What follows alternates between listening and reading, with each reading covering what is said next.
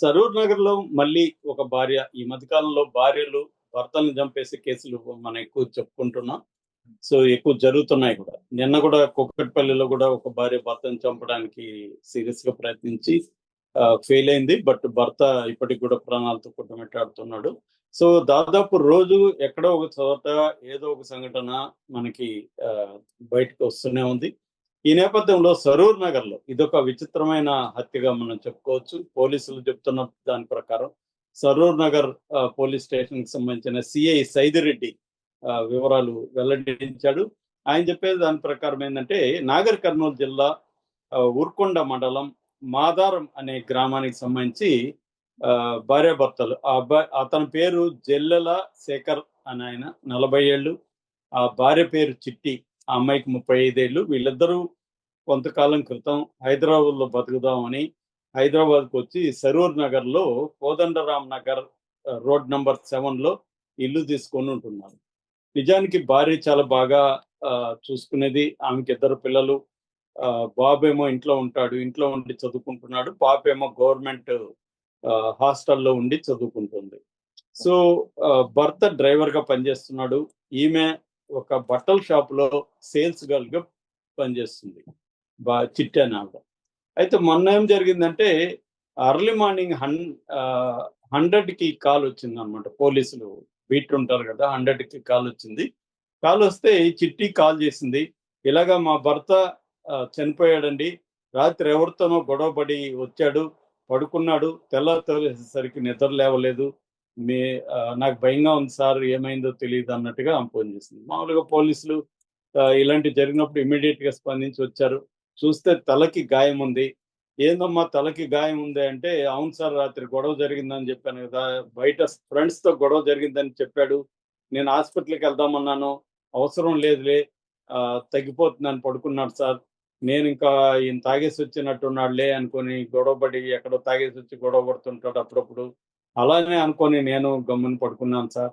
తెల్లారితే లేవలేదు సార్ అని ఈమె అమాయకంగా చెప్పింది. సో కానీ పోలీసుల గాయం జరిగిన పద్ధతి, అతని పెనుగులాడినట్టుగా అక్కడ గుర్తులు, అవన్నీ వాళ్ళకి ఎక్స్పీరియన్స్ ఉంటది కాబట్టి అనుమానం వచ్చింది. దాంతో ఈవిడని వాళ్ళు పోలీస్ స్టేషన్‌కి తీసుకెళ్ళి లేడీ కానిస్టేబుల్ కొంతగా హార్ష్‌గా డీల్ చేసి ఆమెను గట్టిగా ప్రశ్నించడంతో ఆమె అసలు విషయం బయటకి చెప్పింది. సో ఇది ఏం జరిగిందంటే, ఈమె ఎప్పుడైతే బట్టల షాప్‌లో పనిచేస్తుందో అక్కడ హరీష్ అనే ఒక అబ్బాయి ఈమెకి పరిచయమయ్యాడు. సో ఈమె పెళ్ళై వీళ్ళకి దాదాపు 16 ఏళ్ళు అవుతుంది. 2009లో పెళ్ళయింది. ఇద్దరు బిడ్డలు పుట్టిన తర్వాత భర్తకి ఈమెకి మధ్య ఆహ్, పెద్దగా రొమాన్స్ కావచ్చు, లేకపోతే ఎమోషనల్ రిలేషన్‌షిప్ అనేది ఒక మెకానికల్‌గా మారిపోయింది. భర్త ఏదో తన డ్యూటీలో పిల్లలకి సంపాదించి పెట్టడానికి తన బాధలు తను పడుతూ బయటికెళ్ళిపోతున్నాడు ఎక్కువగా. ఆహ్, ఈమేమో ఇక్కడ ఈ అబ్బాయి హరీష్ ఏమో బాగున్నాడు, యంగ్‌గా ఉన్నాడు. తనంటే బాగా ఇష్టపడుతున్నాడు. అలాగా మెల్లగా హరీష్‌తో అఫైర్ స్టార్ట్ అయింది. అఫైర్ స్టార్ట్ అయ్యి భర్త బయటికెళ్ళినప్పుడంతా వీళ్ళిద్దరూ ఇంట్లోనే కలవడం. చిన్న బాబు ఉన్నాడు కాబట్టి వాడిని ఒక రూమ్‌లో పడుకోబెట్టేసి వీళ్ళిద్దరూ హ్యాపీగా నైట్ ఎంజాయ్ చేయడం.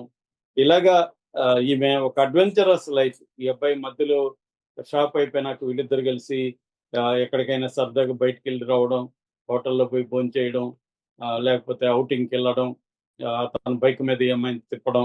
ఇలాగా ఈమెకొక అడ్వెంచర్ రొమాంటిక్ లైఫ్ దొరికింది. అయితే భర్తకి ఇది జనరల్‌గా నేను చాలా సార్లు చెప్తుంటాను.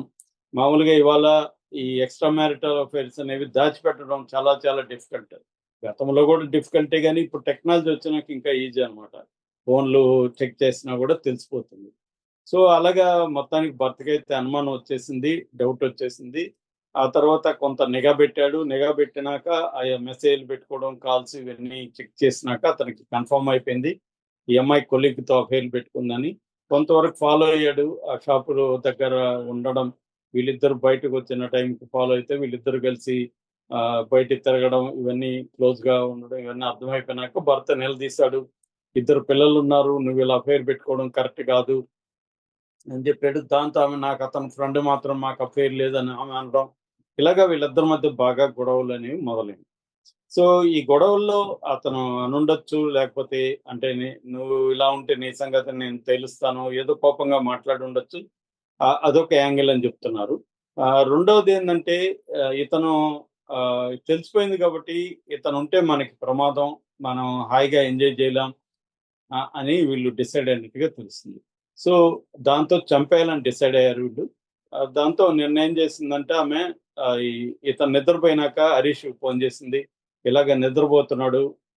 నువ్వొచ్చేసేయి అనింది. మరి బాబున్నాడు గదంటే, బాబుని నేనిక్కడ గణేష్ మండపం ఉంది. అక్కడ తీసుకెళ్ళి పడుకోబెట్టొచ్చేస్తాను అని జెప్పింది. సో, ఈ బాబుని తీసుకెళ్ళి వీధిలో ఉండే గణేష్ మండపం అక్కడ రాత్రంతా గూడా కొంతమంది పడుకోవడం అక్కడే ఉంటారనమాట.